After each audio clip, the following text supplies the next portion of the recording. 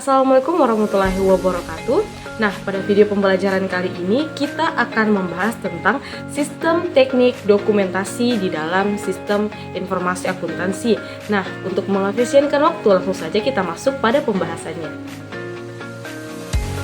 Nah, adapun pembahasan kita yang pertama yaitu diagram arus data atau DFD.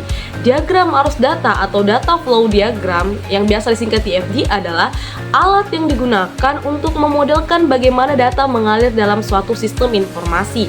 DFD membantu dalam memahami, mengevaluasi, dan mendokumentasikan sistem dengan menunjukkan bagaimana data diproses dan bergerak antara berbagai entitas dalam sistem. Nah, adapun langkah-langkah yang perlu disiapkan sebelum membuat DFD yaitu yang pertama, identifikasi sistem dan proses. Yang kedua, tentukan entitas eksternalnya.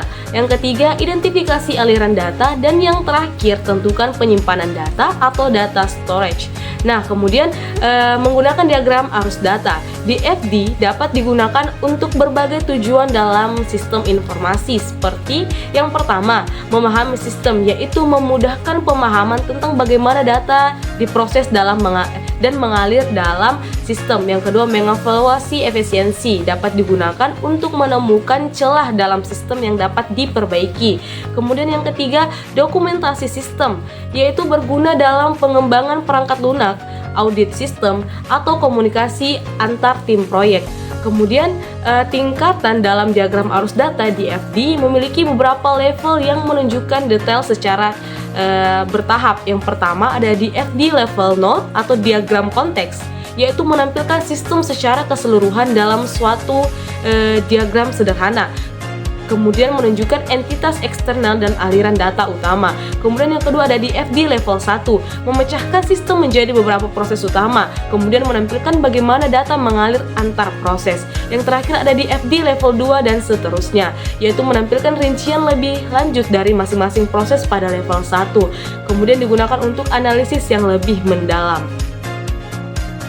Nah, adapun pembahasan kita yang kedua yaitu bagan alir atau flowcards. Dalam sistem informasi, bagan alir atau flowcards adalah diagram yang digunakan untuk mempresentasikan aliran kerja atau proses dalam suatu sistem informasi secara grafis.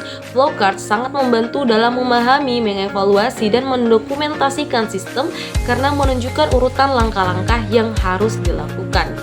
Nah, kemudian mempersiapkan bagan alir. Adapun langkah-langkah yang harus disiapkan sebelum membuat bagan alir yaitu yang pertama, menentukan tujuan flowcards. Yang kedua, mengidentifikasi proses utama. Yang ketiga, menentukan simbol yang digunakan. Yang keempat, menyusun aliran proses. Kemudian menggunakan bagan alir dalam sistem informasi.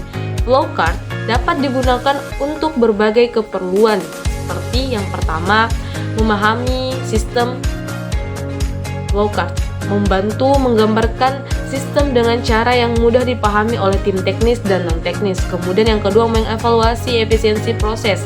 Dengan flowcard, kita bisa menemukan langkah yang tidak efisien, berulang, atau tidak diperlukan dalam sistem.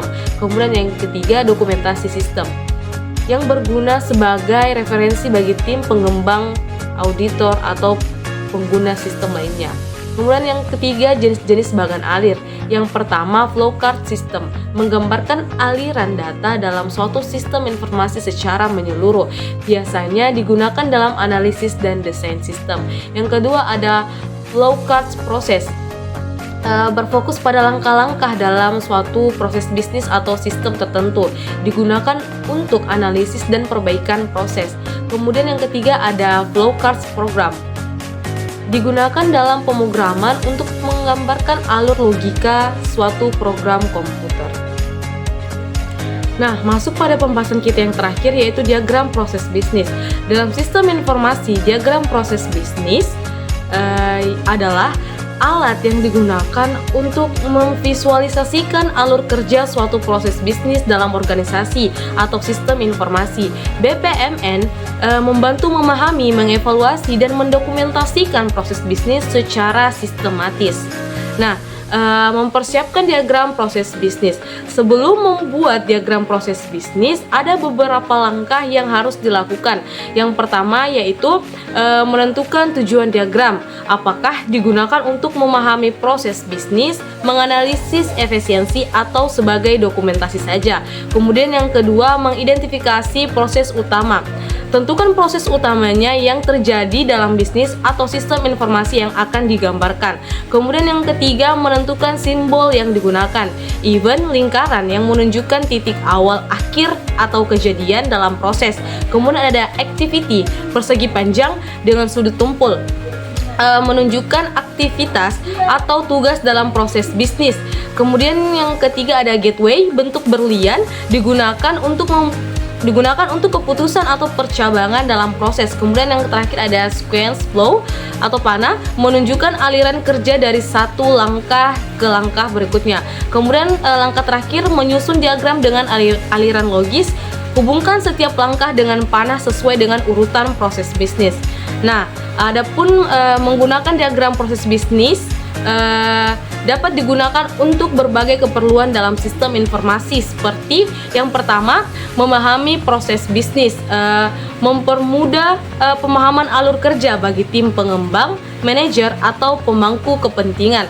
Kemudian yang kedua, mengevaluasi efisiensi proses, untuk membantu mengidentifikasi hambatan, duplikasi, atau langkah yang tidak perlu dalam proses bisnis.